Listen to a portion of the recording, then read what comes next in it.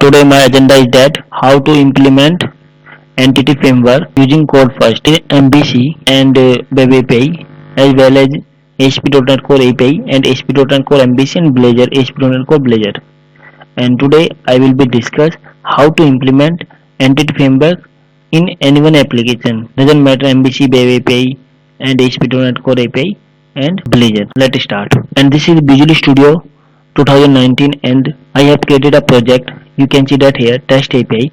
This is my ASP.NET Core API. After creating project and simply the first one step is that and add NuGet package, and you have to remember that and you have to need three different package, and the first one is that Microsoft Entity Framework Core, and second is that Microsoft Entity Framework Core SQL Server and Microsoft Entity Framework Tools. Three different package we have to need install your application, and you can see here and these are three packages I have installed already, but when you start then you have to need to install three different package in your application simply, and similar to like that, and click on your application right, and you can see that here manage NuGet package, just click on this one and you can see that this one window, and browse, click on browse and simply put here your package name like that entity framework, and you can see that here entity framework core and like that, click on this one. Simply you can see that here and install and uninstall button, and simply click on this one button and your package has been successfully installed. After that, add package, create a model folder. Inside the model folder I have created a demo model class name, and you can see that here demo model, and I have written some property id, name and address, and before and above id I have written data generated option dot identity, and basically used for it auto increment id. And next step is that I have completed two steps. First one is that create a project, and second is that and implement add three different packages in your application. You have seen already, and third one step is that add model class. You have already added model class, and after that create a controller, and you can see that here I have created a controller name is that home controller. Add a controller class, and simply in controller folder I have created a home controller class, and inside the home controller you can see that here and created a home controller, and import simply here inherited controller base class, and declare here API controller and root controller like that, and after that create a constructor home controller. This part has been completed control level. And next step is that data context class. You can see here, and I have created data context class. You can see I have created data context class. Simply I have created data context class and data db context, and simply create and construct a db context and pass db context options, and just passed here my class name and base options, and public virtual db set, use here my model class name like that. And I have completed some steps. You can see here, and data demo context class has been created successfully, and also model class and also controller. These are steps have been completed. Next step is that in your app setting simply define here connection string in your app setting.json. I have and declare here my connection string. You can see that here in the server and connection string and demo connection name, and name of the server name and database name, and also showing here user id and password.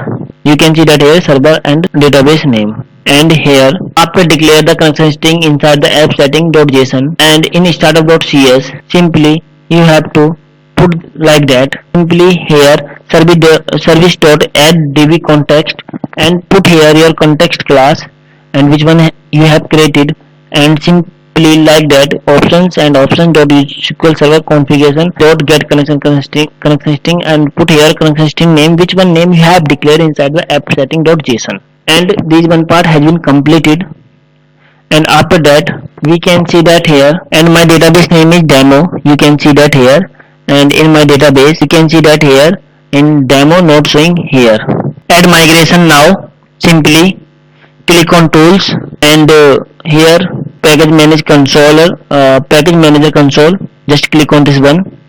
Just put here add migration command, and you can see here add migration and name of the initial DB. Just enter, and we can see that here add migration built successfully. You can see that here, and you can see that here also, and in my project, and generate a new folder name migrations, and you can see that here initial DB like that, and simply put here command update database. Just enter. Using command update database, your database has been successfully built, and we can see that in my database. Simply refresh database.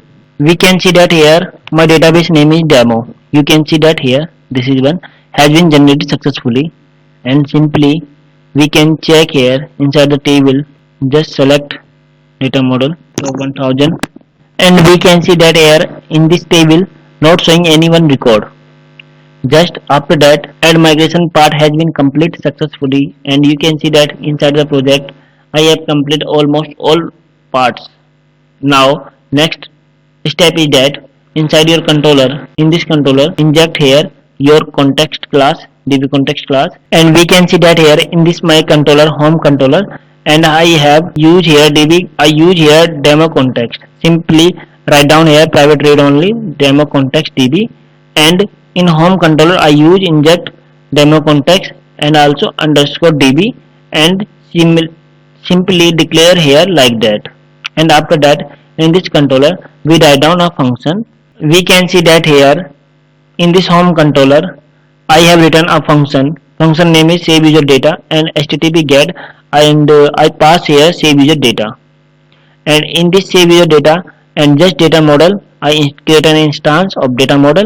You can see that here, and data model dm in is equal to new data model, and simply in my data model have two properties name and address, and simply hard code I pass here name and address like that, and using here demo model dot add dm, and after that write down command here save changes. You can see that here, and the implementation of entity framework, how to save data in database. Just run this one application and how to work, and you can see that here in this function have return type bool and return true.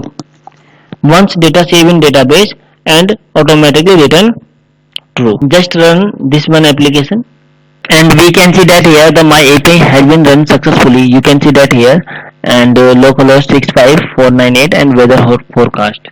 Simply and simply I want to call this one function.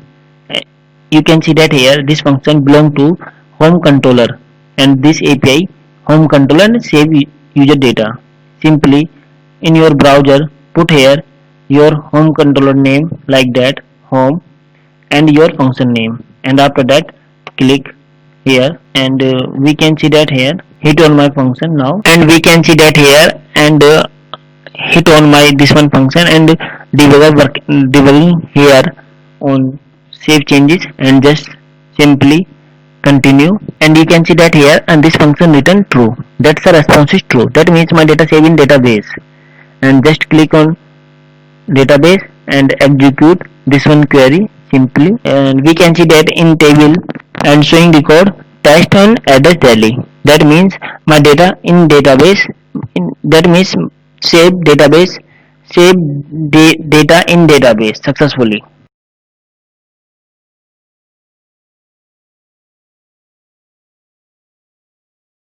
We can see that here, and simply, and I have created a project name is that test API is a API project in ASP.NET Core, and after that creating the project you have to know about three different package you have to need to install your application: ASP. Microsoft Entity Framework Core and Microsoft Entity Framework SQL, and third one is that Microsoft Entity Framework Tools. Three different package you have to need to install your application. Next step is that create a data model class, and third one step is that create home controller and any other controller class, and which one class contain your function name. And next step is that create data context class, and I have created, you know that very well. And next step is that create data context class, and after that inject connection string in app setting.json, and after that configuration setting in startup.cs class, data context and your connection string. And next step is that and add migration, and after that write down a function your controller and just call your API function and save data in database. Thank you so much for watching this video.